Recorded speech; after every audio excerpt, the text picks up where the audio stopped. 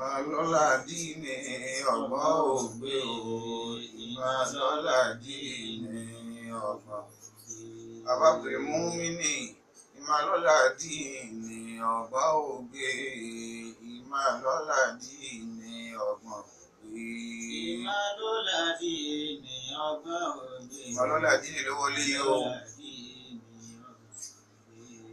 Ìmọ̀lọ́lá dínì ọgbọ́n ògbé, ìmọ̀lọ́lá dínì ọgbọ́n ògbé. Ìmọ̀lọ́lá dínì ọgbọ́n ògbé, ìmọ̀lọ́lá dínì. Bàbá pèrè mú mi ní تفقه لا إله إلا الله. تفقه. ìmọ̀lọ́lá dínì ló wọlé o. وإن لفقها ìmọ̀lọ́lá dínì ló dé yìí o. البر والتقوى وعدم القاصدين. أعوذ بالله من الشيطان الرجيم. بسم الله الرحمن الرحيم. أعوذ بالله من الشيطان الرجيم. بسم الله الرحمن الرحيم. الحمد لله رب العالمين الرحمن الرحيم مالك يوم الدين. اللهم صل على سيدنا محمد وعلى آله وأصحابه وسلم. الحمد لله رب العالمين. اللهم صل على سيدنا محمد وعلى آله وأصحابه وسلم. ìwà wẹlẹ́dà wa lónílọ́lá tó nígbà tí máa dé ètò yìí tó wà ní ìmọ̀lọ́lá dínì ló gbòde òun la tó ń gbọ́ yìí Ọlọ́run dákun gbogbo wa náà lọ́mọ́sàfẹ́sì yìí wa. Abdul Mumin mo wí fún wa níbi òní mo ní ànábì wa Muhammad ànábì ní man yuridillahu bihi khayran yufaqihu fid-din. ẹni Ọlọ́run bá fẹ́ dáadáa rò nínú ayé yàtọ̀ kìyàmà nǹkan tó lọ́wọ́ bó ṣe fún ni pé yóò fi ọ̀rọ̀ ẹ̀sìn yìí yóò fi ọ̀rọ̀ ẹ̀sìn Ọlọ́run wọ́n jù kọ́ gbọ́ ẹ̀sìn yìí. gbogbo àtàǹgbọ́ ajákèjádò ayé gbogbo àyíká ìta bá wà àárín wa pẹ̀lú ọlọ́mọjọ́ dàrú ọlọ́mọsá àjọyún síwá o wọlé agbára rẹ àti àṣẹ rẹ. ẹ̀rọ Ọlọ́run bá ti ń gbà wá pósìtì fúgàmù wa ti ń bá wa gbé afọ àwa Sheikh Muhammadu Jamiu Nigeria Islamic latest lecture ọlọ́mọsá gbàdúrà wọn Ọlọ́run yọ́nú sí wọn wọlé agbára rẹ àti àṣẹ rẹ. gbogbo àtàwọn náà ń gbọ́ ajákèjádò ayé àtọkùnrin wa àtobìnrin wa àtọmẹ́kì àtàgbàlagbà àtàwọn tòsí àtàwọn jìnnà ọlọ́mọsá àjọyún sí wa wọlé gbólóhùn tá a fẹ́ wí kálàáfíà Ọlọ́run ìkẹ́ Ọlọ́run kún bá ogun wa. Assalamu alaikum warahmatullahi wabarakatuh. Ajá Abdul Mumin ètò wa ní tá a pè ní ìmọ̀lọ́lá dínì tá a lámà pàdé ara wa ní gbogbo ọjọ́ àlàáfà nílé díẹ̀ àsìkò tá à ń gbọ́ wa yìí tá a lámà pàdé ara wa. nídìí ẹjọ́ àti bẹ̀rẹ̀ ètò náà àwa ń ṣe ìdánilẹ́kọ̀ọ́ nípa al-ghuslu fil Islam ìwẹ̀ wíwẹ̀ nínú Islam. Abdul Mumin ìwẹ̀ wíwẹ̀ nínú Islam. nídìí ẹjọ́ a ṣàlàyé fúnra wa pé kí ni wọ́n ń pè ní ìwẹ̀. bákan náà a ṣàlàyé nípa mujibatul ghusli àwọn kan tí máa ń sọ ìwẹ̀ di ọ̀ranyàn fún yàn. àwọn afọ àkọ́ wa wọ́n jó yí wa pé nǹkan márùn-ún ni àjò yíra wa níjọ́ náà pé alákọ̀ọ́kọ́ ni khurujul maniyyi bí sperm bá jáde. Abdul Mumin ọ̀rọ̀ pọ̀ lórí àti sọ̀rọ̀ ẹ̀yìn o àbọ̀ ọ̀gbọ́n ẹlẹ́ẹ̀kejì bí maniyyi wọn ti bá jánábà lọ́nà. ẹlẹ́ẹ̀kejì òun ni al-haid wan nifas bí yẹn bá ẹ̀jẹ̀ bímọ àti ẹ̀jẹ̀ nǹkan oṣù bọ́ bá ti dá ìyẹn lọ lè wẹ̀ ó di méjì àbá Mumin. ẹlẹ́ẹ̀kẹta ni òun ni alikafiru tó wá dàkálà Islam ẹni dùkúlù Islam ẹ bá wọnú Islam dandan ni fún kọ́ wẹ̀. ẹlẹ́ẹ̀kẹrin òun ni ghuslul mayyit ká máa wẹ̀ òkú. Abdul Mumin wíwẹ̀ òkú ni ẹlẹ́ẹ̀kẹrin. àbábà Mumin ọ̀gbọ́ ẹlẹ́ẹ̀karùn-ún ìbá níbẹ̀ Muhammad. Abdul Mumin ẹlẹ́ẹ̀karùn-ún òun ni wíwẹ̀ òkú ayélujáfọ́ ni ẹ̀hìn kí ẹlẹ́ẹ̀kẹ́ àbá Mumin alákọ̀ọ́kọ́ kí lápá alákọ̀ọ́kọ́ òun ni khurujul maniyyi bí sperm bá jáde lára ọkùnrin alákọ̀ọ́kọ́ nù ayélujáfọ́ ni kí lápá pẹ̀lẹ́ kejì òun ni bí ìyẹn bá bá obìnrin láṣepọ̀ bí ìyẹn bá bóbìnrin láṣepọ̀ òun ni ẹlẹ́ẹ̀kejì. ẹlẹ́ẹ̀kẹta òun ni kí là ń pè Mumin òun ni haidu àti nifas. ẹlẹ́ẹ̀kẹrin òun ni wíwẹ̀ òkú. ẹlẹ́ẹ̀karùn-ún ni kí bí ìdókòlù Islam bí yẹn bá wọnú Islam. Abdul Mumin èyí tá a máa gbọ́ra lásìkò tá a wà yìí báyìí kí ẹjọ́ la wí ni òun ni pé kayfiyatul ghusli bóòlù àti máa wẹ̀ gan nínú Islam. Abdul Mumin gbogbo fúnra wá jò ní yìí pé ẹlòmíì ń bẹ tó fi ṣe gbogbo abiyamọ débi tó ṣe é dé yìí ọmọ wẹ́wẹ́. bẹ́ẹ̀ mi bá dára jẹ́nẹ́bà ní sẹ́yìn pé bí ó súnmọ́ ìyàwó rẹ̀ àbí ọmọ kankan ṣẹlẹ̀ àfọ Mumin ní tí ó ṣe ni pé ọ̀lọ́ lè wẹ̀ kankan àbí kọ́ lọ lè tábà àbẹ́ ọkọ̀ o àbá àwọn mẹ́rin báwo la sì máa wẹ̀ gan nínú ìsìlámù ayé àtàwọn wọlé ń di oníwìn náà lọ́jà kí gbọ́ ọjà ìbáríkà rẹ̀ a'udhu billahi minash shaitanir rajim bismillahir rahmanir rahim ìwé lẹ́ ń gbọ́ yìí. A'udhu billahi minash shaitanir rajim. Ọlọ́run dákun má jẹ́ àsìkí má jẹ́ àsìsọ. Bismillahir Mo ti tọ́ bá gbọ́ Ọlọ́run dúró fún wa. rahmanir rahim. Ọlọ́run yá ayyuhal ladhina amanu. يا أيها الذين آمنوا إذا قمتم إلى إذا الصلاة قمتم إلى الصلاة فاغسلوا فاغسلوا وجوهكم بارك الله فينا جميعا. وأيديكم إلى المرافق Òsínwọ̀n fún àmúmínì. وامسحوا برؤوسكم وأرجلكم إلى الكعبين. Ọwọ́ kan yà bí táwọn lọ gángan. كنتم جنبا فاطهروا.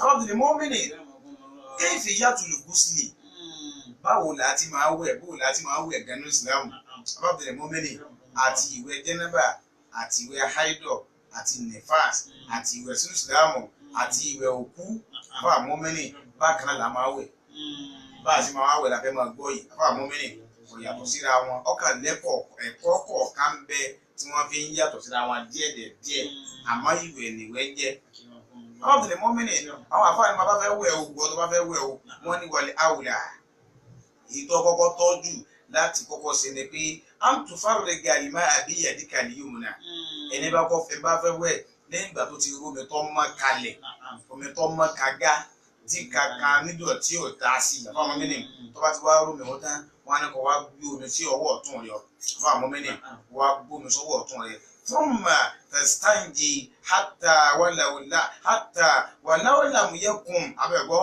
lukubulika wọ́dùbòríkà najasatun wọ́n ní ọ̀wà fomi tábà àfọ àwọn mẹ́ni omi tó gbé sí ọwọ́ tún omi ọwà lọ́wọ́ tún ọmọ wa fọwọ́ sí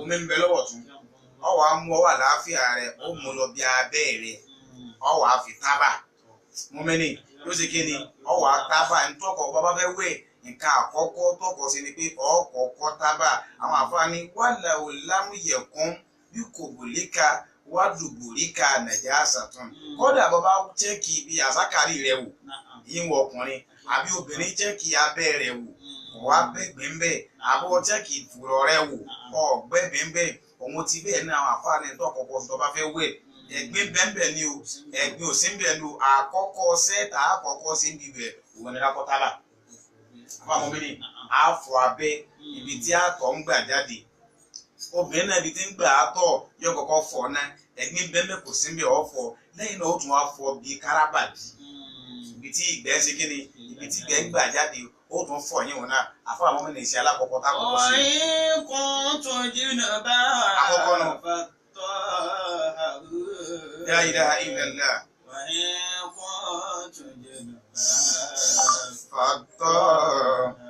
Sheikh Abdul Mu'min bákan náà wá tí wàá fọ bẹ́ẹ̀ tán àwọn àfààní thumma tatawaddu wudu'an kamila thumma tatawaddu wudu'an kamila lẹ́yìn náà wọ́n sì wá sàlùwàlá Abdul Mu'min ọ̀yẹ́ sì wá sí kí mo pè é ọ̀yẹ́ sì wá sí àlùwàlá wudu'an kamila lálùwàlá tó pé pérépéré bá a ti máa ń sàlùwàlá lọ́mọ àwọn náà ló ṣe àlùwàlá rẹ̀ sábà àwọn mẹ́rin ní mi gbọ́ báyìí bá a ti máa ń sàlùwàlá àwọn bẹ́ẹ̀ náà ló sì ṣe àlùwàlá wudu'an kamila àlùwàlá tó pé pérépéré ọ̀bẹ̀ bá a ti máa ń ṣe àlùwàlá wa lẹ́yìn náà wọ́n bá ti wá sọ̀rọ̀ látà thumma tufarrigu al-ma'a ala ra'sika ọwọ́ abomi sẹ́rí rẹ̀ àfọ àwọn mẹ́ni ó bomi sẹ́rí tí omi wọ́n mu èrí ó bomi sẹ́rí tọ́ba wá fọ wọ́n ní wọ́n tẹ̀gí sílùú jíjì láta màrà ọ̀fọ̀ èrí wọn lẹ́ẹ̀mẹ́ta àfọ àwọn mẹ́ni tẹ̀gí sílùú jẹ jídà ọ̀fọ̀ èrí dáadáa láta màrà àti lẹ́ẹ̀mẹ́ta tí wọ́n náà mọ̀ pé omi mu rí àfọ àwọn mẹ́ni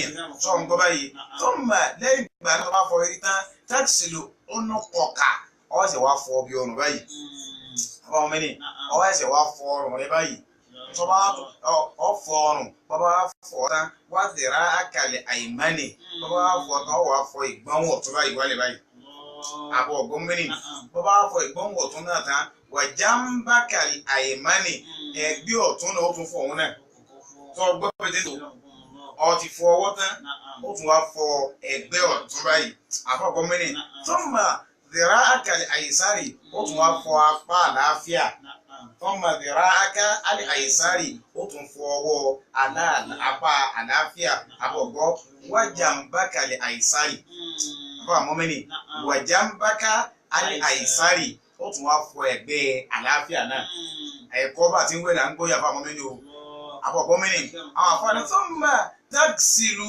àbọ̀gbọ́ zaharaka wàbàtìnáka ọwọ́ ọ̀fọ̀ ẹ̀yìn rẹ̀ abẹ́gbọ́ ọ̀fọ̀ ẹ̀yìn rẹ̀ ó sì fọwájú rẹ̀ báyìí gbogbo bí kò báyìí ọ̀fọ̀ fún àwọn mẹ́rin ọ̀fọ̀ tọ̀tún ó tún fọ̀ tòsì fọ̀ tẹ̀yìn náà torí pé gbogbo oríkèéríkèé ara rẹ̀ lomi gbúdọ̀ dé mọ́mẹ́nì ọwọ́ sì máa bà ó sì wí bó ti wí wọn bábìlì mọ́mẹ́nì bó ti wí wọn ò sí wí omi ó débẹ̀ omi nìkan kọ́wọ́ sì máa bà bẹ̀ bá a ti ń wẹ̀ là ń gbóyà bá mọ́mẹ́nì o wọ́n ní bàbá ṣèyí wọn tán wọ́n ní thumma taghsilu fakhadayka ila akhamasi qadamayka ọwọ́ àgbẹ̀ láti fi tábàyì bá mọ́mẹ́nì ọwọ́ àfọ ìtàn rẹ̀ ọwọ́ àfọ wásálẹ̀ gbẹ̀ẹ́ débi tí ó fi dé ọ̀hún yóò pe ẹsẹ̀ yányá mi wọ́n bẹ̀rẹ̀ mọ́mẹ́nì ọ̀fọ̀ débi ẹsẹ̀ rẹ̀ yányá ẹsẹ̀ méjèèjì ọ̀fọ̀ apá àlàáfíà apá ọ̀tún ó tún wá fọ apá àlàáfíà náà àwọn àfáàní wọ́n bí dhalika bá a bá ti wá sí bá a ti wí yìí náà o wọ́n lè takunu qultu harta minal hadathaini bọ́ bá ti wá sí ta wí yìí kò ti mára kúrò níbi ẹ̀gbin kékeré o sì ti mára kúrò níbi ẹ̀gbin lálánù. tafaqqa fa inna al-fiqha afdalu qaidin al-ghuslu fil islam là ń gbóyè o. ilal birri wat-taqwa wà á dàlú qasidin. afọ́bìnrin mọ́mẹ́nì bọ́rọ̀ bọ́ bí àbá àti máa ń wẹ̀ nánu bàbá wẹ̀ kú àfọ́ mọ́mẹ́nì bá ti wẹ̀ nánu àfọ́ mọ́mẹ́nì bí yóò bá wẹ̀ jẹ́nàbà bí ó ti wẹ̀ nánu bí yóò bá wọ haidọ̀ bí ó ti wẹ̀ nánu bí yóò bá wọ nífàsì bí ó ti wẹ̀ nánu kódà bí yóò bá wọ nùsùlámù Sheikh Abdul Mumin bí ó ti wẹ̀ nánu ìwẹ̀ náà láti gbọ́ yìí Abdul Mumin àwọn afáàní walaka an tusalli bi hadha al-ghusli walaka an tusalli bi hadha al-ghusli bọ́bá wá wẹ̀wẹ̀ náà tán tòun ti àlùwàlá ara rẹ̀ náà àwọn àfáàní o lè fi ìwẹ̀ tó wẹ̀ yẹn wọn lò lè fi kírun mingeri antuja dídà lùdúà láláyè tó lè tún àlùwàlá mi ṣe Sheikh Abdul Mumin àbọ̀ ọ̀gbọ́ yìí dáadáa báyìí àbá mọ́mẹ́rin mingeri antuja dídà lùdúà láláyè ní tún àlùwàlá mi ṣe àlùwàlá tó ṣe tọ́wá wẹ̀ wọn náà àlùwàlá yẹn náà gbé láti fi kírun àwọn àfààní tó wá lè mú ọ má fi àlùwàlá yẹn kírun ni pé ilá ìdálà másítà farajà kàbálà lòdù yìí ní tó lè mú ọ má fi àlùwàlá yẹn kírun òun ni pé tó bá ti fọwọ́ rẹ̀ ka abẹ́rẹ́ lẹ́yìn àlùwàlá àbá àwọn mẹ́rin májẹ̀mú rẹ̀ nu bàbá màbí mo fẹ́ fi àlùwàlá ìwẹ̀ yìí kírun májẹ̀mú rẹ̀ ni pé òsì fọwọ́ ka abẹ́rẹ́ tó bá ti lè fọwọ́ gbà sákàrí rẹ̀ mú àbóbìnrin náà ti àtẹ́lẹ́wọ̀ rẹ̀ ó ti fi ka abẹ́rẹ́ báyìí àlùwàlá wọn ṣe kí ni àlùwàlá wọn bàjẹ́ wọ́n ní fa innaka hinayidhin yajibu alayka abẹ́gbọ́ àtújáde al-wudu'a ẹni bá ti wá sàlùwàlá tán tó wá wẹ̀ tó tún wá fọwọ́ ka bẹ̀rẹ̀ wọ́n ní wọ́n tọ̀hún dáadáa ní fún kó tún àlùwàlá ṣe tó bá mọ̀ kó òun fẹ́ fi àlùwàlá yẹn kírun àbábìlẹ̀ mọ́mẹ́nì táfà kọ́ àná náà bá wí. La ilaha illallah. wa inna al-fiqha afdalu qaidin. Ọlọ́run dákun sàbí yé wa jù báyìí lọ. ilal birri wat-taqwa wa'adalu qasidin. àbábìlẹ̀ mọ́mẹ́nì àwọn àfà wọ́n nílẹ̀ àtàǹsà àfà mọ́mẹ́nì àkíyèsí ló wá dé gbogbo àtọ́bà àwẹ̀ àwọn àfà nílẹ̀ àtàǹsà àwọn àfà ní ẹmẹ́jà àgbàgbé o gbogbo àwọn oníwẹ̀ ẹmẹ́jà àgbàgbé mọ́mẹ́nì àwọn àfà nílẹ̀ àtàǹsà àwọn àfà ní ẹmẹ́jà àgbàgbé o àtúkà lílẹ̀ àṣàrà àṣìkà wọ́n ní bàbá fẹ́ wẹ̀ àyà irun tí gbogbo àtọwọ́ gbogbo orun wa àbọ̀bọ̀ irun eré wa àtọwọ́ bọ̀ tájọ omi ọwọ́ wà lé ìyàtàkà bákan náà irun gbà ní bá nínú gbà tó pọ̀ rẹ̀gẹ̀dẹ̀ ó fọwọ́ ti tú omi ọwọ́ gbogbo orun rẹ̀ ni àbọ̀ àmọ́mínà kọ́ wà sọ bí àyàdẹ́ ìkà bákan náà bàbá fẹ́ wẹ̀ àtọwọ́ bọ̀ gbogbo ọmọ ká gbogbo ọmọ ká là á tọwọ́ bọ̀ kí dọ̀tí ibẹ̀ ọ jáde wárìjì lẹ́yìnká bákan náà gbogbo ọmọ ká ti ń bẹ níbi ẹsẹ̀ wa méjèèjì á tọwọ́ bọ̀ tá a fọ gbogbo ẹ̀ mọ́ dáadáa kọ́dà àbá mọ́mí ni wájú fún àìníkà kọ́dà àlejò wa àbá mọ́mí ni àlejò náà àwọn àfọwọ́ni ká fomi gbó dáadáa àbọ̀ gbọ́ wábà wá tí náà òdì náíkà bákan náà gbogbo inú etí wa bàbá ń sálùwà bàbá ń wẹ̀ àwọn àfọwọ́ni ẹ̀ má gbàgbé o ẹ jẹ́ kó mi ó dé inú etí àbá mọ́mí ni ẹ jẹ́ kó mi ó dé inú etí gbogbo mú wa ẹjọ́ mi ó débẹ̀ bá àti máa wẹ̀ lágbọ́ ni. Tafaqqa. La ilaha illallah. Fa inna li fikra. Àlùwàlá. Afdal. Ọkọ̀ọ̀kọ̀ tábà ìtábà làkọ́kọ́. Bọ́bá wa tábà àtọ́jú ara àtẹ̀yìn ọ̀tábà. Bọ́bá wa tábà tán wá sàlùwàlá kó pé. Bọ́bá ti wá sàlùwàlá tán àwọn àfọwọ́ni fọ eré rẹ lẹ́ẹ̀mẹ́ta kó mi ó débẹ̀ dáadáa. Bọ́bá fọ orí tán fọ ọrùn rẹ. Bọ́bá fọ ọrùn tán fọ ọrùn rẹ. Látòkè délẹ̀ ẹlẹ́ẹ̀kejì fọ apá àláfíà látòkè délẹ̀ fọ ìhà báyìí àtẹ̀yìn rẹ̀ lọ́tún fọ ìhà àláfíà àtẹ̀yìn lósì lápá àláfíà fọ ẹsẹ̀ rẹ̀ láti ibi tan gògórò dí báyìí fọ ọ́ dísàlẹ̀ fọ ẹlẹ́ apá àláfíà náà láti gògórò dí fọ ọ́ dísàlẹ̀ o ti parí àbá àwọn mẹ́rin o ti kíni o ti mánu àtẹ̀gbẹ́ kékeré àtẹ̀gbẹ́ ńláńlá o ti mánu bọ́lọ́mọ̀ ọba lọ́wọ́ bá fọwọ́ kan abẹ́ rẹ̀ o lè fi ìwẹ̀ náà tàbíwàlá náà o lè fi kírun. Tafaqqa. La ilaha illallah ọ̀rọ̀ sí ẹgbẹ́ yìí. Fa inna li fikra. Olúwa wọlé dára. Afdal qaidin. Ilahi birri wa taqwa wa adal qasidin. Abdul Mu'minin. Bàbá wa ní ìwẹ̀ àlùgúsùlù àwọn mímọ̀ gbọ́. Bàbá wa ní ìwẹ̀ ọlọ́run yẹn. Àwọn ọ̀pọ̀ mẹ́ni àwọn àfọ́ní fara'idul ghusli sab'atun. Àwọn àfáà ní ọ̀ràn yẹn tí ń bẹ níbi ìwẹ̀ tá a máa ń wẹ̀ wọn méjì náà ni o. Láàrin bayna muttafaqin 'alayha wa mukhtalafin fiha. Láàrin bí ìyá pẹ́ náà àwọn àfáà àwọn àkàwọ̀ àfọ́kùnrin ní ìtẹ́wí yìí o súnà ni àwọn ní yìí o ọ̀ràn yẹn ni àwọn ilé yìí o ní wujubu siha ni o. Àtèyí tí wọ́n yapa àtèyí tí wọ́n yapa ọ̀ràn yẹn bí ìwẹ̀ àfáàmọ́ méjì náà ni. Alákọ̀ọ́kọ́ ni an-niyyatu. Àfáàmọ́ an-niyyatu àníyàn làkọ́kọ́.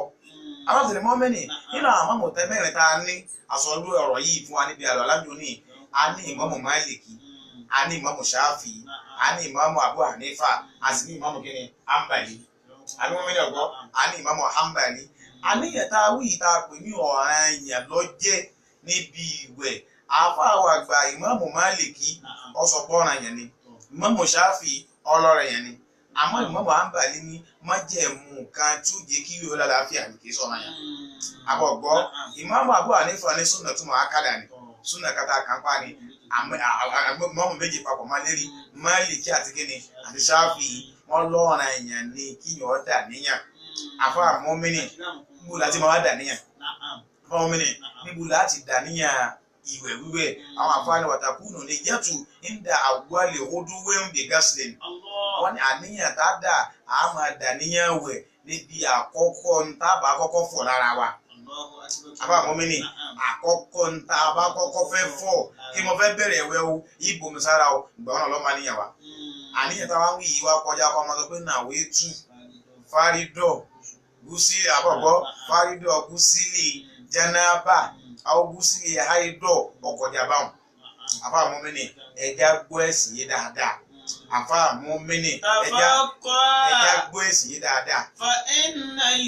Onídìí afẹnówí tó ti gbàgbé ọmọ òun ọkàn rẹ náà ni an-niyyatu mahalluha al-qalbu ọkàn ni la ilaha illallah.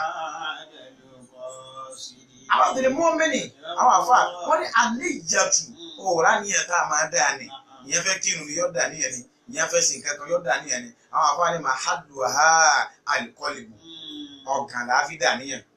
Àfáà Mu'minin ọkàn là á máa fi dá níyàn àníyàn kọjá ọkọ máa ṣe nàwétù bọ́ tó fẹ́ kírun àyílẹ̀ àlẹ́sìn o ti máa rùn tó fẹ́ kí ọ̀sẹ̀ kọ́ máa gé nàwétù fárídọ̀ sọ̀dáàtì zuhuri a ò nídìí gbogbo yín o tó ti fọkàn wí pípọ̀ fẹ́ kírun náà Ọlọ́run bọ́ gbà fún ọ.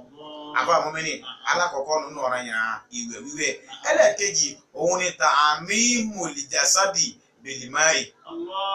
Dákun bá ń wí ìdámà Àfáà Mu'minin ta'mimul jasadi bil-ma'i ẹlẹ́ẹ̀kejì ní ọgbọ́n òun ni pé omi kárí gbogbo ara Sheikh Abdul Mumin kómi ó kárí gbogbo ara gbogbo ẹni tó bá fẹ́ wẹ̀ ọ̀ranyàn ní fún kómi ó dé gbogbo ara rẹ̀. Islam ò yọ̀ǹda àyè kan lẹ̀ fún wa tá a lè filẹ̀ pé omi ò gbọdọ̀ kàn. Bàbá ẹnìkan tó bá wá wẹ̀ tí ibi kan bá wá sẹ́kù lára rẹ̀ tí ò fomi sí kìtì wẹ̀. Abdul Mumin kì í ṣe kíni kì í wẹ̀. Àwọn àníbà tí èyí táwa wí yìí o àti Imam Maliki ni àti Imam Shafi ni àti Abu Hanifa ni àti Imam Hanbali ni gbogbo wọn panupọ̀ pé dandan ni ọ̀ranyàn ni fún yàn bó bá fẹ́ wẹ̀ kómi ó kárí gbogbo ara rẹ̀ ọ̀ranyàn ẹlẹ́ẹ̀kejì nu. La ilaha illallah kápò lè gbìyànjú lérè sí ọ̀dọ́ wọn bí wọn lọ́lẹ̀ kí á máa nù. Dandan tá àwọn ará ayé ìhun kọ́ lọ́wọ́ bí wa o ọ̀rọ̀ ẹ̀sìn lọ́wọ́ bí wa. Bó bá ti ń gbọ́ tó láwọn ọmọ lọ́dọ̀ àbámọ́ mí nì ó ti bàlágà àgbọ̀ nìkan má dàá gbọ́ pé àwọn ọmọ rẹ̀ sọ́dọ̀ kẹjọ gbọ́. Kọ́dà bàbá jọ gà lẹ́nu sí pé àwọn ọmọ sẹ́lẹ̀ sọ́dọ̀ kẹjọ máa gbọ́. Sheikh Abdul Mumin ó di mélòó àbámọ́ mí nì ó di méjì. Ẹlẹ́kẹta nù àwọn ọ̀ranyàn tí ń bẹ níbi wíwẹ̀ òun ni al-muwalat. Abdul Mumin al-muwalat ní táwọn pè bẹ́ẹ̀ ni táwọn afáàn pè bẹ́ẹ̀ ni tàtàbù gọ́sìlẹ̀ àádọ́ yìí òun ni bàbá ti ń fọ bìkátà ká tó máa fọ bùnmí.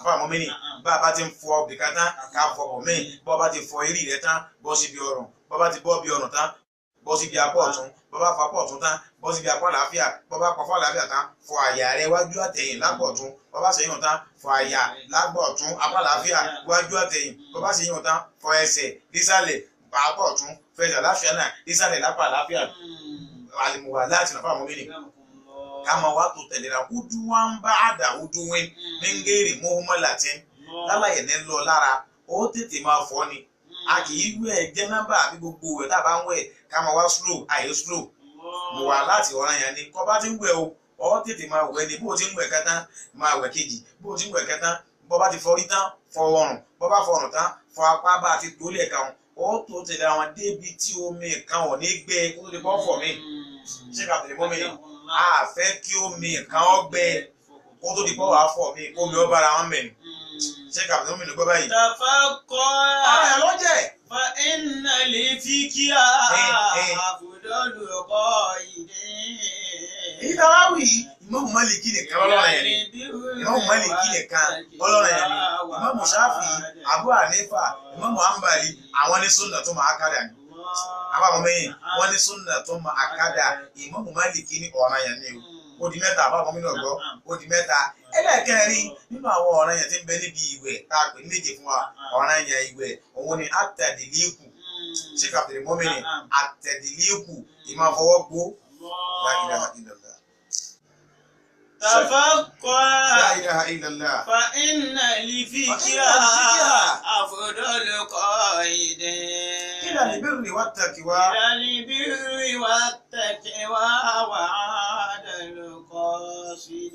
Abdul Mumin ẹlẹ́kẹ̀rin nínú àwọn ọ̀ranyàn ìwẹ̀ wíwẹ̀ òun ni at-tadliku. Abdul Mumin kí mo pé at-tadliku ìmáfọwọ́gbó ètò wílẹ̀ kan bàbá wọn mẹ́rin.